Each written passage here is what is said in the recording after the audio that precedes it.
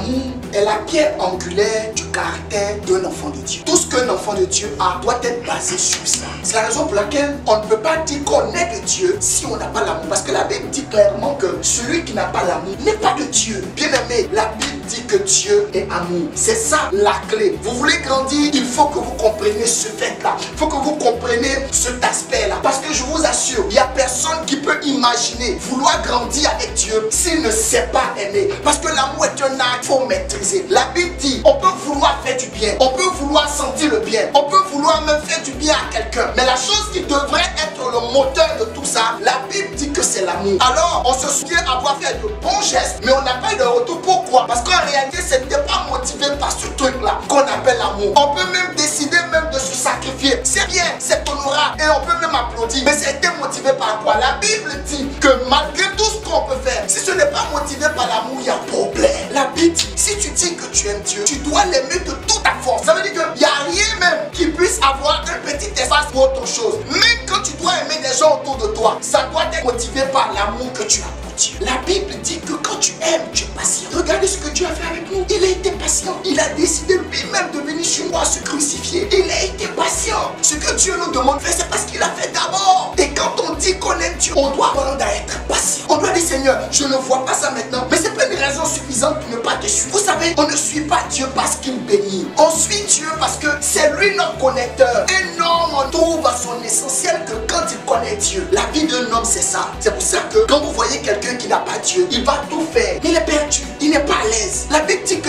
quand tu aimes, tu n'as pas d'autre choix que d'être bon. Vous savez, être bon, c'est pas simuler. Quand on aime, on simule pas. Quand on nous dit que Dieu nous aime, il y a des preuves. L'amour a des preuves. Le gars, il est venu, il s'est sacrifié. On a vu tous. Vous allez à Golgotha, on va voir qu'il était là. Il y a un tombeau qui est là, il y a des preuves. Il est facile de dire à Dieu qu'on l'aime. Mais quand les actes ne suivent pas, il y a problème. C'est la raison pour laquelle je veux que vous soyez des gens différents. N'aimez pas Dieu avec des mots. N'aimez pas Dieu avec des phrases bien huileuses. Non, aimez Dieu avec un caractère. Il faut que Dieu, dans votre manière, sache que vous l'aimez. Vous ne pouvez pas passer une journée entière sans lui parler. Il y a problème. Quand on aime quelqu'un, on aime parler. Ne prends pas du temps à parler aux gens pendant du temps. Et à Dieu, ce n'est que 2-3 minutes. Tu es en train de dire des hommes et des dieux qui tu aimes. Ce sont des choses pratiques. On dit que celui qui t'aime là, il t'a écrit une lettre. Et la lettre là, elle a 66 pages. Et chaque page est un livre. Mais tu n'as jamais pris la lettre, tu l'as jamais lue. Pour lire, tu es somnolent, tu as sommeil. Chaque fois que tu lis la lettre d'amour, tu as problème. Et demain, qu'elle te pose la question, est-ce que la lettre est écrite là, tu l'as, tu dis non. Ou bien tu as lu, tu as oublié. Il va te demander si tu l'aimes, tu diras quoi. Vous savez, la Bible même dit qu'il y a 6 choses. Sinon, c'est qu'on ne peut expliquer les traces d'un homme chez une femme. Pourquoi la Bible dit ça? La Bible dit qu'on ne peut pas expliquer ça. Ça veut dire que quand quelqu'un aime quelqu'un, il y a des choses que cette personne est prête à faire. Alors, quand il s'agit de Dieu, pourquoi on a tendance à jouer les amnésiques pour dire qu'on ne sait pas comment faire? Parce que quand on aime, on anticipe déjà les besoins de l'autre. Dieu anticipe nos besoins. Il nous connaît. Il dit même avant même que les mots sortent de ta bouche, je sais déjà ce que tu vas dire. Ça, c'est de l'amour. Et c'est concret.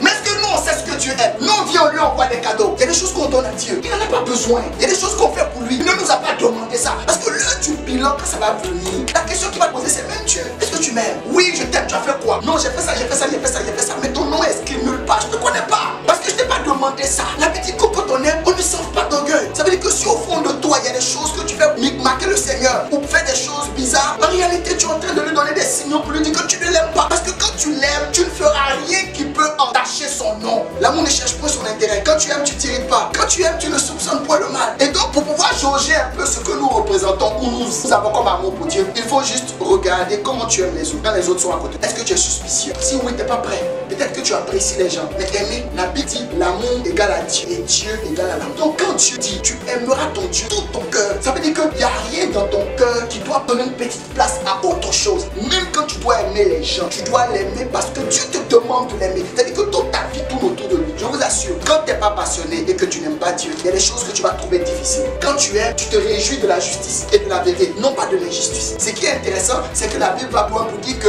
quand tu aimes, tu dois être capable de tout excuser. Tu excuses tout. Comment hier tu aimais quelqu'un et puis aujourd'hui, pour une situation, tu ne l'aimes plus. La Bible dit excuse tout. La Bible dit crois tout. La Bible dit espère tout. La Bible dit supporte tout. Supporter, c'est porter supporter ça comme un support. Et un support, ça devient comme un levier sur lequel l'autre s'appuie dessus pour y aller. C'est-à-dire que c'est dans le regard. Il faut que dans le regard, on sente que tu supportes. Que dans ton regard, on ne sent pas un caractère de jugement. Qu'on ne sent pas que tu es en train de juger. Non. Parce que la Bible dit que l'amour couvre une multitude de péchés. Il faut que tu sois capable de pouvoir cacher. La Bible dit de manger l'herbe amère et que le voisin ne sache pas ce que tu manges. Ça veut dire que même si dans ta vie, tu te rends compte qu'il y a des sujets dans ta vie qui ne sont pas encore exaucés. Quand tu seras en train de parler de Dieu, ne parle pas de lui avec dédain. Ou ne parle pas de lui en montrant que c'est un Dieu n'exauce pas. Non, c'est ça, aimer. Présente Dieu de la meilleure des façons. Même ce que tu dis n'est pas encore pratiqué dans ta vie. Mais la Bible dit ici au verset 8, la charité ne périt jamais. Ça veut dire que quand tu aimes, c'est terminé, c'est bouclé, c'est pour la vie. Dieu nous aime malgré tout. Dieu nous aime malgré nos difficultés. C'est-à-dire que même quand on fait du tort, même quand on décide de façon consciente ou inconsciente de jeter son nom dans la boue, Dieu nous aime encore. Voilà pourquoi il dit que la vraie charité là, elle ne périt jamais. Prends ton temps, les différents caractères là, colle-les dans ta chambre, sur le tu faut lire. Chaque jour quand tu viens faire un point, est-ce que j'ai été malhonnête? Est-ce que ce que j'ai ressenti aujourd'hui là, il y a eu de l'injustice? Est-ce que c'est la vérité? On a vu Pierre régner le Seigneur, mais ça n'a pas empêché à Dieu de continuer son projet dans la vie de Pierre. Aujourd'hui, on n'est pas capable de pardonner. Quelqu'un qui n'est pas prêt à pardonner, quelqu'un qui n'est pas prêt à donner, à faire un don, il n'est pas prêt à aimer.